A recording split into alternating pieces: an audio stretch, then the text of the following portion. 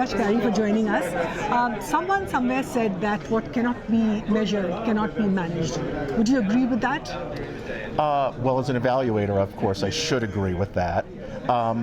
Yes. Now, one of the things that we need to be able to do is measure, but sometimes you don't have a defined quantitative measure.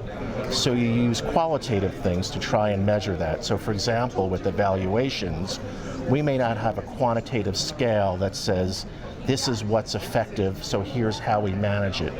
But if we understand that the recommendations are being utilized and things are being read and we're being invited to groups and task force and we're getting feedback on what we produce, then we have a sense we're able to measure that we're at least affecting thinking. And we sort of have the scale. If we affect thinking, we know we're having influence, and where we can really measure is when we see if we're changing behavior, if we're seeing that new project proposals are having influence from evaluation, new strategies. So the answer is you always have to measure to manage, and what you do is you manage the best information you have. Rightly said. I think that's where we find ourselves as well. And now coming to the role of evaluators, and especially in context of the knowledge role that people like me play, we often find that the accountability role and the knowledge role that we play sometimes are contradictory to each other when it comes to the organization's perception of us.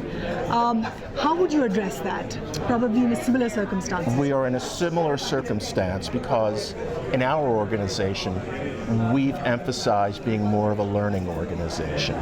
And what's happened is some people have said, perhaps we're not paying as much attention to accountability as we should. We believe we are. So one of the things that's really important is keeping the accountability, and then the lessons learned, if you will, come from the accountability.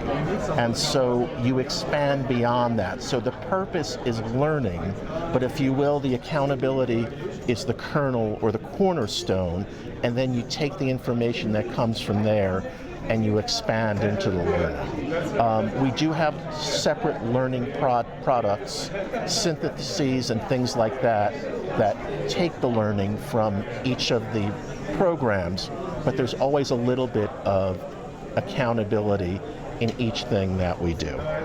Thank you very much. That was very useful. Thank you for taking time out. Thank you very much.